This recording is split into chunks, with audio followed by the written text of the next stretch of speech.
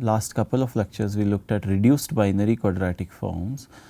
We proved that there of any given negative discriminant, there are at most finitely many reduced binary quadratic form of that discriminant, and any equivalence class contains exactly one reduced binary quadratic form.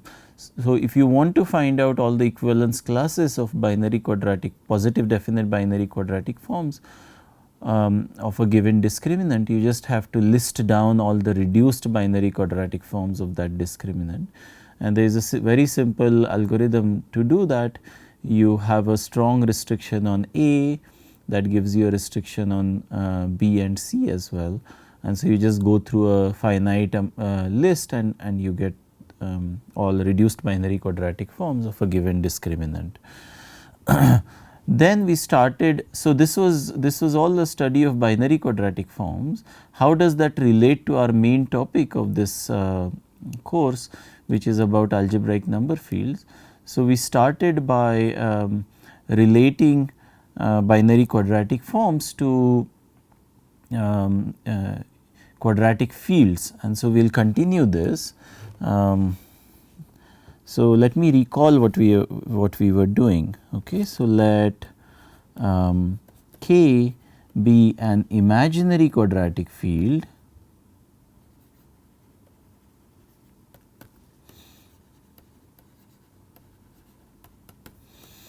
Okay, so it is a quadratic extension of Q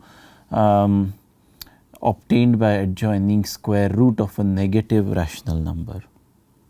Okay. So, we are going to relate ideals of K.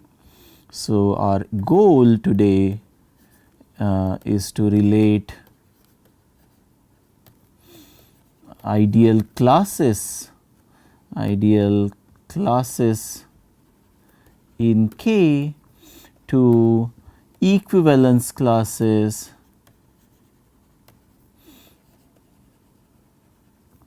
of binary quadratic forms.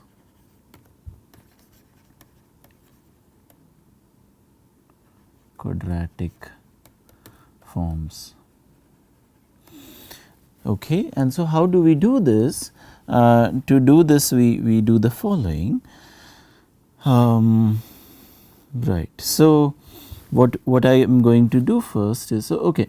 So, let us start. Let A contained in OK be a non-zero ideal. Okay. So, it is a finite index subgroup of OK, right, and so we know that OK, the index of this is norm of A, right. This is, we know this, and this is less than infinity, right. So, A is a free Z module of rank 2. Right. So, we fix a basis alpha 1 alpha 2, fix a Z basis alpha 1 alpha 2 of A, right. What this means is A is alpha 1 Z plus alpha 2 Z, okay. That is what this means. And so, what we are going to do first depends on the choice of basis, but eventually we will show that things are independent of choice of basis. So, let alpha be an element of A, then we can write alpha as x alpha 1 plus y alpha 2, and what we did last time is we took norm of alpha, right. So, let us say that the Galois group of K over Q is 1 and sigma, right. It is a quadratic extension, and so it is Galois with Galois group isomorphic to Z mod 2 Z, cyclic group of order 2. And so, I can take sigma to be its non-trivial generator. So, norm of alpha is alpha times sigma alpha, but I can write this as x1 alpha 1 plus y, sorry, not x1, x alpha 1 in my notation, x alpha 1 plus y alpha 2 sigma x alpha 1 plus y alpha 2. So, where are these x and y? They live inside z, right. So, sigma fixes x and y, does not do anything to x and y, and it acts on alpha 1 and it acts on alpha 2, right. So, I am just doing the usual manipulation. If I multiply this out, I get alpha 1 sigma alpha 1 plus x y times alpha 1 sigma alpha 2 plus alpha 2 sigma alpha 1, right, plus y squared times alpha 2 sigma alpha 2. Now, notice that alpha 1 sigma alpha 1, alpha 2 sigma alpha 2 and alpha 1 sigma alpha 2 plus alpha 2 sigma alpha 1, they are all in Z, right, as they are fixed by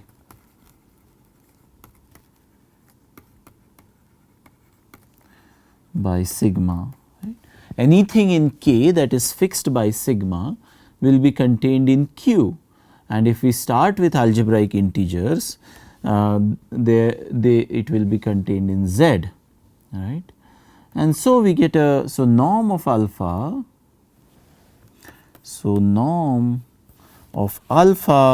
you can write it as right.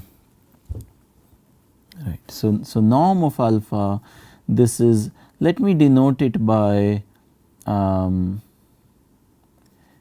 a1 x squared plus b1 xy plus c1 y squared for a1, b1 and c1 inside Z.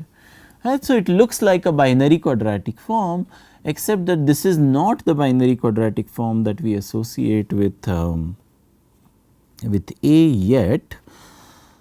Right. So, what I am going to do is the following.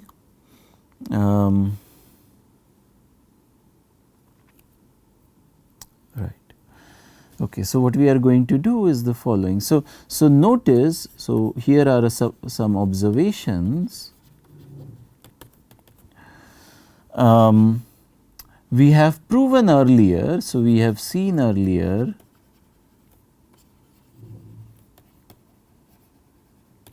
that A times sigma A, this is the ideal generated by norm of A, right. This is the ideal generated by norm of A inside of Z, okay. And if we look at determinant of alpha 1, alpha 2, sigma alpha 1, sigma alpha 2 square, then this thing is equal to norm of A squared times the discriminant. So, this is the discriminant, right. Yeah. Okay. So, what I am going to do next is yes.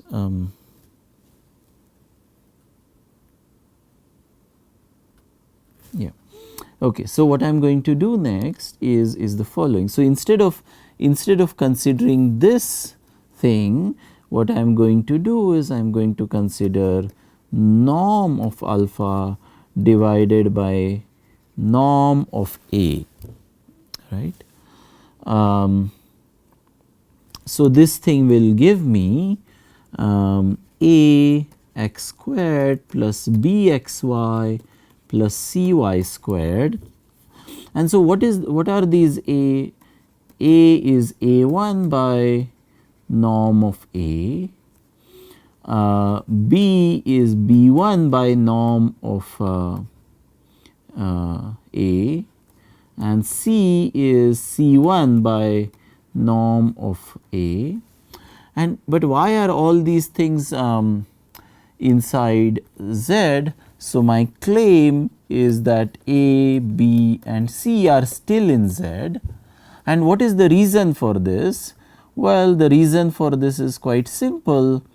You see, norm of A, as we recalled on the earlier thing, it's inside this, right. So norm of A as an ideal is this. Now, alpha 1 sigma alpha 1, this thing is in here, alpha 2 sigma alpha 2 is in here. But what is product of two ideals? Product of two ideals is you take product of all possible elements in it. So, first one from the first, second one from the second, and then you take sum of all these things. So, alpha 1 sigma alpha 2 plus alpha 2 sigma alpha 1, this is also inside this, right. Hence, norm of A divides A1, B1 and C1. Okay. Hence, A, B and C is in Z, right. So, that is the reason why it is in Z. And now, the second claim is that discriminant of ax square plus bxy plus cy square is dk, right. So, that is my second claim. Okay, how do I show that? Well, what is the discriminant here? Discriminant is b square minus 4 times ac. And what is this? What is this thing?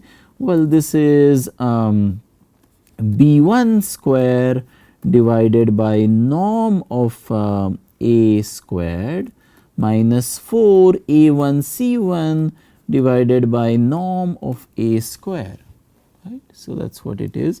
So, this is b1 squared minus 4 a1 c1 by norm of a squared.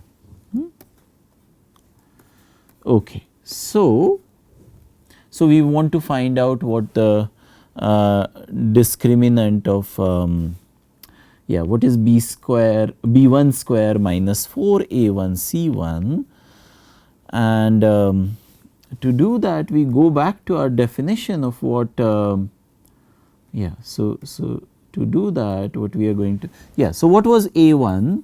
A1 was alpha 1 sigma alpha 1, B1 was alpha 1 sigma alpha 2 plus alpha 2 sigma alpha 1, and C1 was alpha 2 sigma alpha 2. Right. So, if I look at B1 minus 4 A1 C1, then this thing is simply alpha 1 sigma alpha 2 plus alpha 2 sigma alpha 1 squared minus 4 times alpha 1 sigma alpha 1 alpha 2 sigma alpha 2. Right.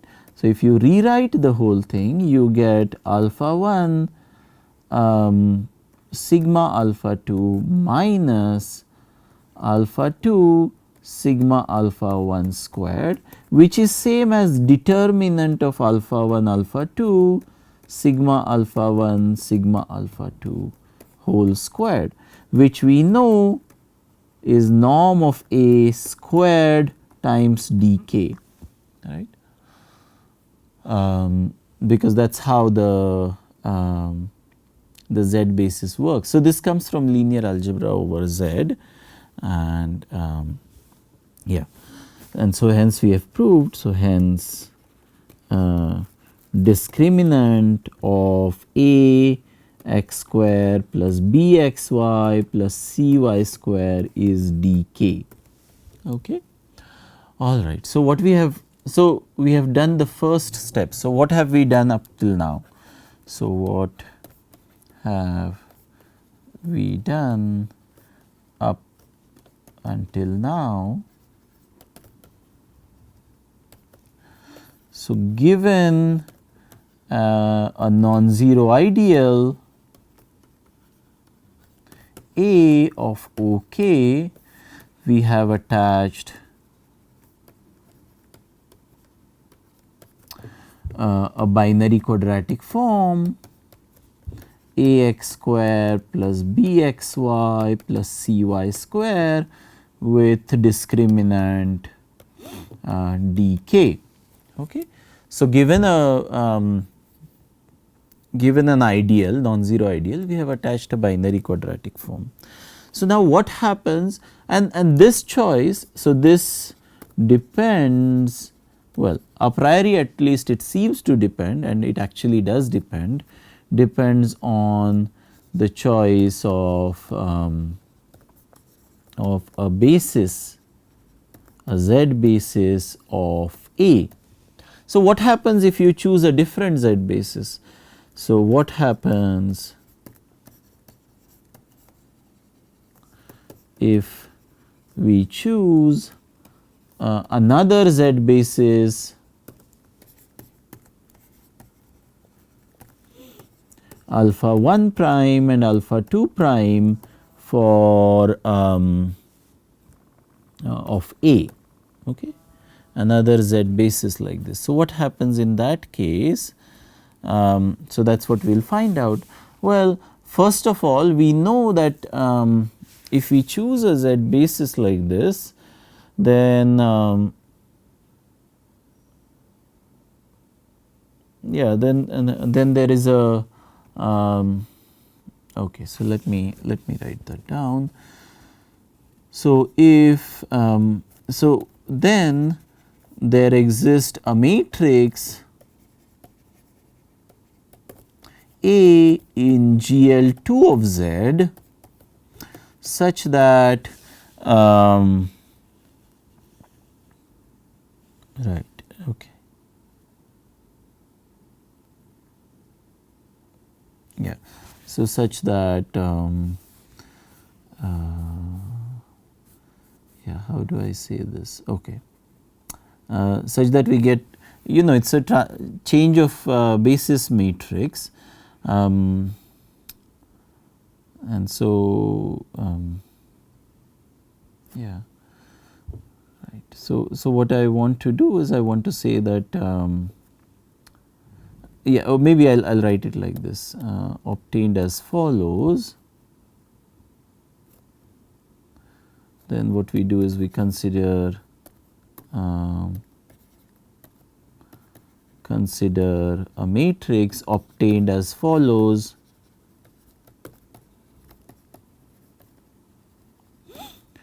Right. So, you write alpha 1 prime as x 1 alpha 1 plus x 2 alpha 2, and you write alpha 2 prime as y 1 alpha 1 plus y 2 alpha 2, right. Then you write A to be x 1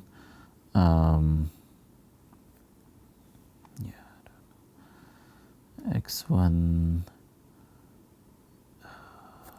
x 2 y 1 y 2. So, this is the change of basis matrix from alpha 1 alpha 2 to alpha 1 prime alpha 2 prime. Okay. All right, and yeah, so if I take alpha as x alpha 1 plus y alpha 2, yeah, maybe I should have it the other way around. So, let me write it like this.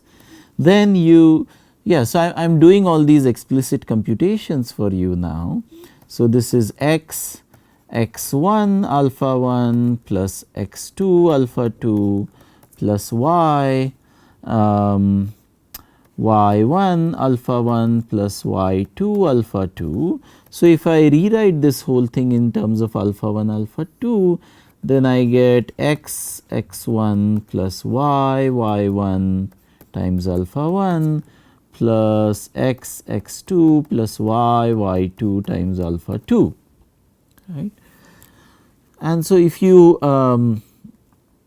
yeah, so something that I had written as a in alpha 1 prime and alpha 2 prime basis, now I have written in terms of alpha 1 and alpha 2. Okay. And how do I obtain this? So, the way I obtain this is yeah, so the way I obtain this is x 1 plus y 1 and x2 plus y2. This is x1 y1 x2 y2 times x and y, right. Yeah. So, this is why this is the change of basis matrix, and now you see that yeah. So, let a1 sorry not a prime x square b prime xy plus c prime y square be the binary quadratic form associated with a using the basis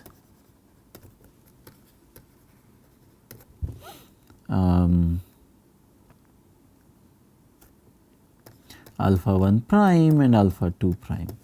Right. Then what happens here is yeah, I mean we know how these things are obtained. So, a prime is alpha 1 prime sigma alpha 1 prime by norm of a, right, and b prime is alpha 1 prime sigma alpha 2 prime plus alpha 2 prime sigma alpha 1 prime by norm of a, and then c prime again is alpha 2 prime sigma alpha 2 prime by norm of a, right. Yeah, but you see how these things are written. You can just rewrite them as, so a prime is yeah, x1 alpha 1 plus x2 alpha 2 x1 sigma alpha 1 plus x2 sigma alpha 2 by norm of a. So, I will just do this calculation for one of them, not all of them, but just one of them. So, this is x1 square right, yeah, okay, let me, oops. Yeah, so if you multiply this out, you will find out that this is exactly a x1 square plus b x1 y1 plus c x2 square. Sorry, this should be x1 x2, not x1 y1. Okay. And similarly, you get a you get formulas for b prime and c prime using using this. Okay. Right. So what you have proven in effect, so hence we get that a x square plus b x y plus c y square, a prime x square plus b prime x y plus c prime y square are equivalent binary quadratic forms.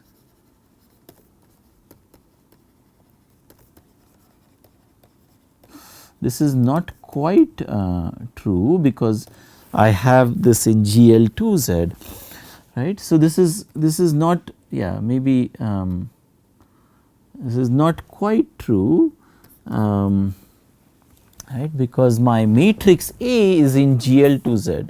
So, so not quite. So, this is what we want. This is not quite true as A belongs to GL2Z. We want A in SL2Z, right, that is what we did earlier. And so, there is a very easy way to fix this. So, fix, what is the fix for this? The fix for this is that you start with, and remember, up to now we did not use anything about imaginary quadratic fields. So, everything I did up to now works for real quadratic fields as well. This is the first place where we use that we are working with imaginary quadratic fields, and it is very crucial. So, what we do is we what is called orient our basis alpha 1 alpha 2 such that such that the imaginary part of alpha 2 by alpha 1 is bigger than 0, right, it is positive. So, this is a convention that we always take, and so similarly alpha 1 prime and alpha 2 prime is such that the imaginary part of alpha 2 prime by alpha 1 prime is bigger than 0. It does not matter which order you take them in, as long as you are consistent with your order. You either take alpha 1 by alpha 2 or alpha 2 by alpha 1. This is the chosen order, alpha 2 by alpha 1, and you take its imaginary part to be this. Then A will actually be in SL2 of Z, right. So, this is the place where we crucially use that we are working over imaginary quadratic fields, and we do not have a way of doing this if we are working over real quadratic fields. So, that is an issue. In any case, so what have we done up to now? So, up to now, so start with we have attached